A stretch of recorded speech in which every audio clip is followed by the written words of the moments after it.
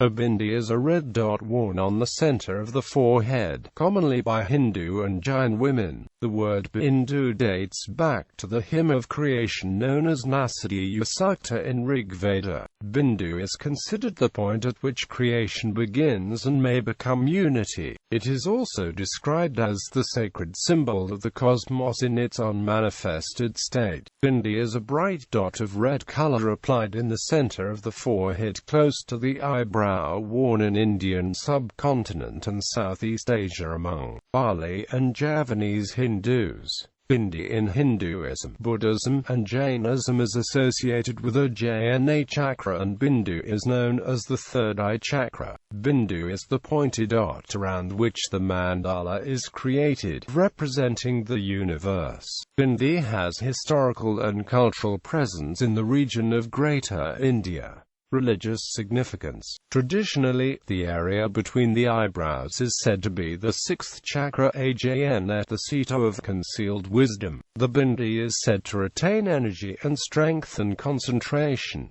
The bindi also represents the third eye. The Nasadiya Sukta of the Rig Veda, the earliest known Sanskrit text, mentions the word Bindu. The Ajna is symbolized by a sacred lotus with two petals, and corresponds to the colors violet, indigo and deep blue, though it is traditionally described as white. It is at this point that the two-side Nasadiya and Pingala are said to terminate and merge with the central channel Sushumna, signifying the end of duality, the characteristic of being dual. The seed syllable for this chakra is the syllable Om, and the presiding deity is Ardharashvara, who is a half-male, half-female Shiva Shakti. The Shakti goddess of Ajna is called Hakini. In metaphysics, Bindu is considered the dot point at which creation begins and may become unity. It is also described as the sacred symbol of the cosmos in its unmanifested state. Bindu is the point around which the mandala is created, representing the universe.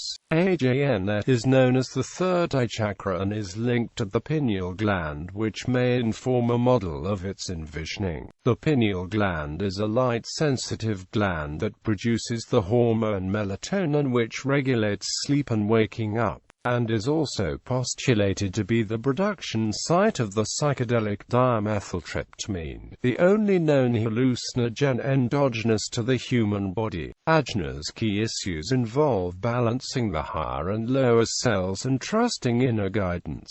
Ajna's inner aspect relates to the access of intuition. Mentally, Ajna deals with visual consciousness.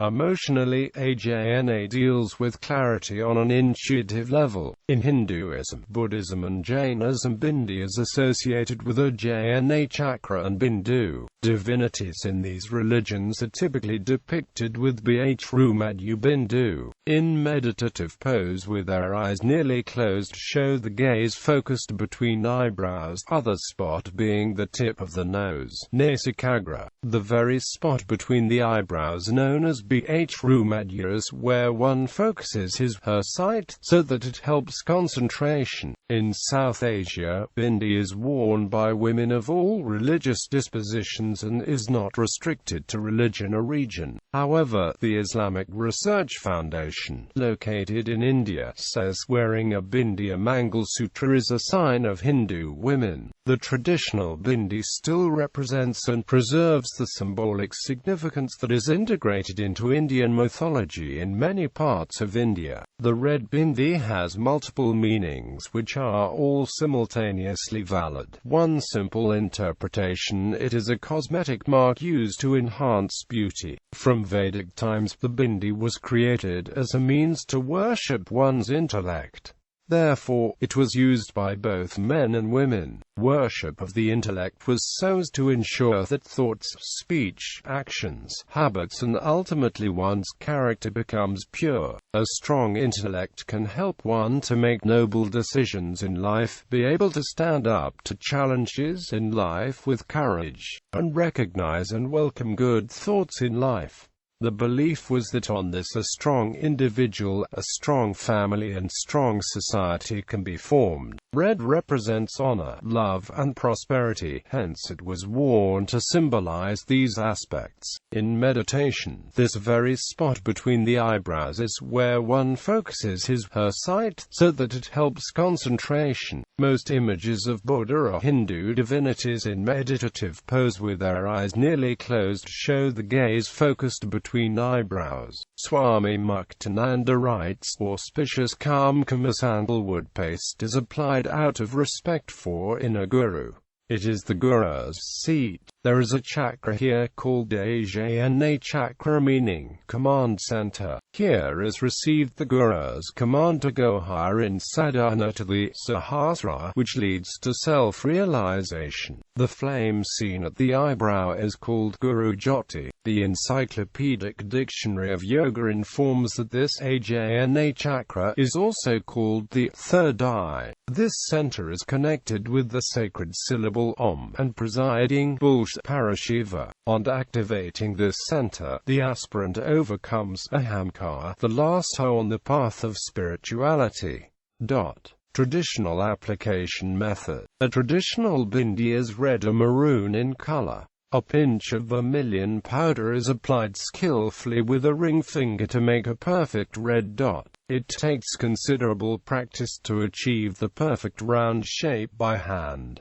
A small annular disc aids application for beginners. First they apply a sticky wax paste through the empty center of the disc. This is then covered with kumkum vermilion and then the disc is removed to get a perfect round bindi. Various materials such as lac, sandal, agurus, mica, kasturi, kumkum, and sindoor color the dot. Saffron ground together with kusamba flour can also work.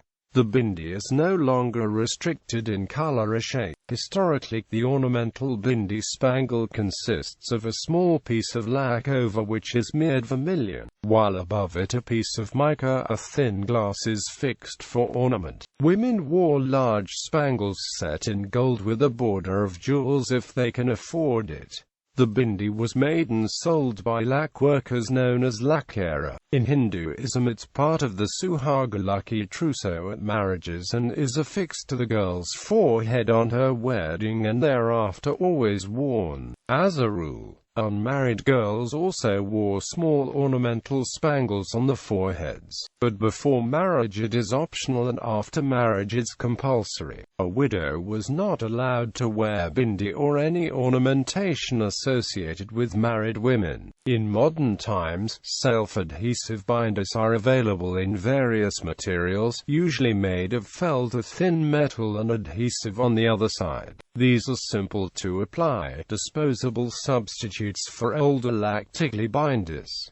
Sticker binders come in many colors, designs, materials, and sizes. There are different regional variations of the bindi. In Maharashtra, a large crescent moon-shaped bindi is worn with a smaller black dot underneath or above, associated with Chandra Bindu and Bindu chakra represented by crescent moon. They are commonly known as Chandrakor in this region. Outside Maharashtra they are popularly known as Marathi Bindi. In Bengal region a large round red bindi is worn. Brides in this region are often decorated with alpana design on forehead and cheeks, along with bindi. In southern India a smaller red bindi is worn with a white tilak at the bottom. Another common type is a red tilak-shaped bindi. In Rajasthan the bindi is often worn round. Long tilak-shaped bindi are also common, as well as crescent moon on some occasions.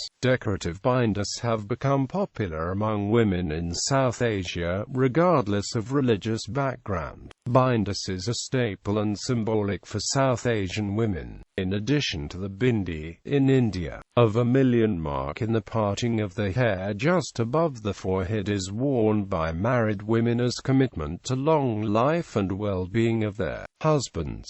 During all Hindu marriage ceremonies, the groom applies sindoor on the parting in the bride's hair. Apart from the cosmetic use, binders have found a modern medical application in India. Iodine patch binders have often been used among women in northwest Maharashtra to battle iodine deficiency. Related customs within other Asian regions. In Southeast Asia, binders are worn by Balinese and Javanese Hindus of Indonesia. Historically, it was worn by many Indianized kingdoms in Southeast Asia. Ancient Chinese women wore similar marks since the 2nd century, which became popular during the Tang dynasty. Common decorative design was of sacred lotus, most likely symbolizing Ajna. Modern use. Binders are popular outside South Asia and Southeast Asia as well. They are sometimes worn purely for decorative purpose, a style statement without any religious or cultural affiliation. Decorative and ornamental binders were introduced to other parts of the world by South Asian immigrants. International celebrities such as Gwen Stefani, Julia Roberts, Madonna, Selena Gomez and many others have been seen wearing binders.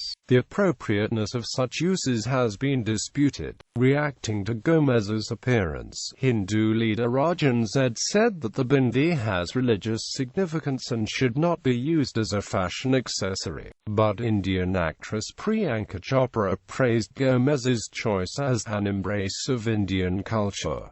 Alternative terms.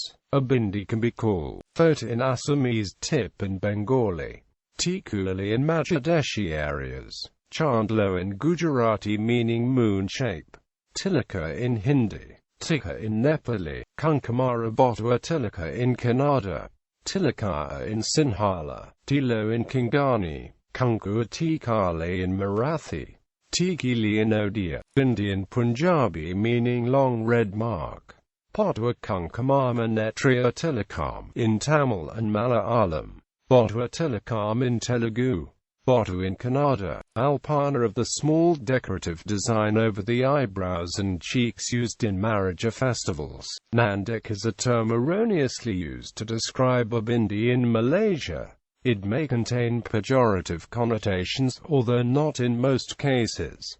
Images.